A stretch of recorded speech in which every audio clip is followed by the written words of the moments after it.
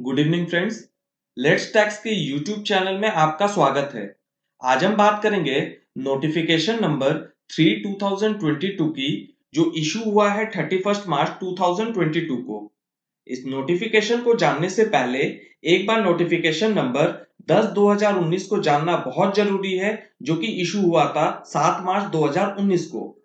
Notification number 10 2019 की बात करें तो ये कहता है, in exercise of the powers conferred by subsection 2 of section 23 of the Central Goods and Services Tax Act 2017, the central government, on the recommendations of the council, hereby specifies the following category of persons as the category of persons exempt from obtaining registration under the said act, namely any person who is engaged in exclusive supply of goods and whose aggregate turnover in the financial year does not exceed 40 lakh rupees except. GST में section 22 registration की बातें करता है, तो वहीं section 23 exemption देता है, जिसको रजिस्ट्रेशन करवाना जीएसटी में अनिवार्य नहीं है। तो नोटिफिकेशन नंबर 10/2019 कहता है कि अगर कोई पर्सन एक्सक्लूसिवली सिर्फ सप्लाई ऑफ गुड्स करता है और उसका टर्नओवर 40 लाख से ऊपर ना हो एक फाइनेंशियल ईयर में, तो जीएसटी में रजिस्ट्रेशन करवाना अनिवार्य नहीं है। ये तो थी सीधी सीधी चीजें। अब हुआ क्या कि नोटिफिकेशन नंबर 10 2019 में कहा गया कि ये जो 40 लाख की लिमिट है, वो ये 3 कैटेगरी वाले सप्लायर ऑफ गुड्स को एप्लीकेबल नहीं होगी। यानी कि उनका टर्नओवर भले 40 लाख से कम है, फिर भी उनको रजिस्ट्रेशन लेना अनिवार्य होगा। आइए देखते हैं कौन कौन थे वो लोग। Number 1, ice cream and other edible ice whether और not containing cocoa. Number 2, pan masala. And number 3, all goods that is tobacco and manufactured tobacco substitutes.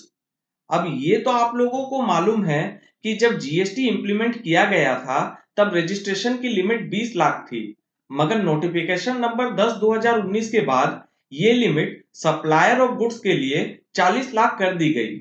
मगर ये 3 कैटेगरी को उस नोटिफिकेशन में 40 लाख की लिमिट से बाहर रखा गया था, यानी कि इनकी लिमिट 20 लाख ही थी रजिस्ट्रेशन पर्पस के लिए।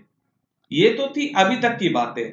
अब हुआ क्या कि 31 मार्च 2022 को नोटिफिकेशन नंबर 3 2022 आ गया, जिसने बोला कि नोटिफिकेशन नंबर 10 2019 में जो हमने 3 कैटेगरी बताई थी जिसके लिए 20 लाख की लिमिट एप्लीकेबल थी, उसमें हम 4 कैटेगरी और ऐड कर रहे हैं। इसका मतलब अब कुल मिलाकर टोटल 7 कैटेगरी हो गई जिनकी रजिस्ट्रेशन लिमिट जीएसटी के अंदर 20 लाख की है, भले वो लोग सप्लायर ऑफ गुड्स है और एक्सक्लूसिवली सप्लाई ऑफ गुड्स ही कर रहे हैं। आइए देखते हैं क्या लिखा है नोटिफिकेशन नंबर 3 2022 में।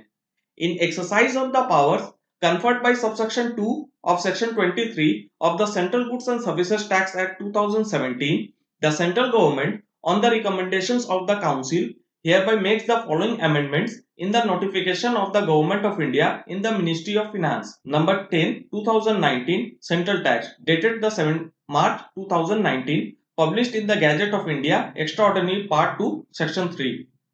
In the said notification, in the table after serial number 3 and the entries relating thereto, the following serial numbers and entries shall be inserted, namely: Number 4, fly ash bricks or fly ash aggregate with 90% or more fly ash content, fly ash blocks. Number 5, bricks of fossil meals or similar siliceous earth. Number 6, building bricks. Number 7, earthen or roofing tiles. So कुल मिलाकर अब total category हो गई है जिन पर 20 लाख वाली limit applicable है, वो है 7। अब सबके लिए वही सेम लिमिट होगी जो पहले भी थी, उसमें कोई चेंजेस नहीं आया, कोई तरह का कंफ्यूजन क्रिएट ना हो। तो सिर्फ गवर्नमेंट ने नोटिफिकेशन नंबर 10 2019 में जो 3 कैटेगरी बताई गई थी कि भले वो लोग सप्लायर ऑफ गुड्स है, एक्सक्लूसिवली सप्लाई से जुड़े हुए हैं, इन 3 कैटेगरी के लिए 40 लाख की लिमिट नहीं थी। उन 3 कैटेगरी में 4 और कैटेगरी को ऐड कर दिया गया है और इस नोटिफिकेशन में और कोई तरह का चेंजेस नहीं है। आशा करते हैं ये जानकारी आपको पसंद आई होगी। Thank you for watching.